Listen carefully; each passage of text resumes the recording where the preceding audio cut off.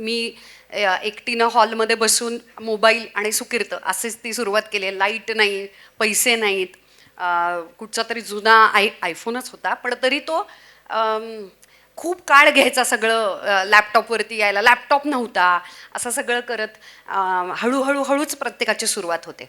आणि मग जसे जसे पैसे यायला लागतात, पुन्हा एकदा मी दरवेळी उदाहरण एखाद्या व्यवसायाचं देते. कॉन्टेंट क्रिएशन आणि एखादा आंत्रप्रनरशिप याचे खूप सारे स्किलसेट्स, कौशल्य खूप सारखी आहेत, समान आहेत आणि त्याचं स्ट्रक्चर पण बऱ्यापैकी समान आहे.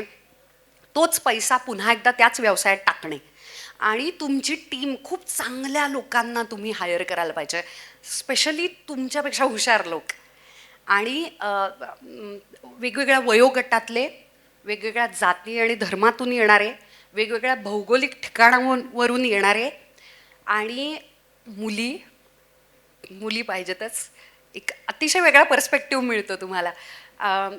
अशा सगळ्यांची टीम बनायला लागते. घरामध्ये पण एक टीम आखावी लागते आणि ना डेलिगेशन याला पर्यायच नाही आहे. त्याच्याशिवाय वर्क लाईफ बॅलन्सच होऊ शकत नाही. सगळं मीच करेन आणि मीच केल्यानंतरच ते बेस्ट होतं. गंमत अशी हे खरं आहे, कारण जेव्हा आपण उठून आपल्या घरातलं सगळं करतो तेव्हा ते 100 काय 1000% होतं, पण ना सगळं होऊ शकत नाही, हे आपण मान्य करायला पाहिजे. ऊर्जेचं पण मॅनेजमेंट करायचं असतं, ह्याचं गणित अजून स्त्रियांना कळलेलं नाही आहे असं मला वाटतं.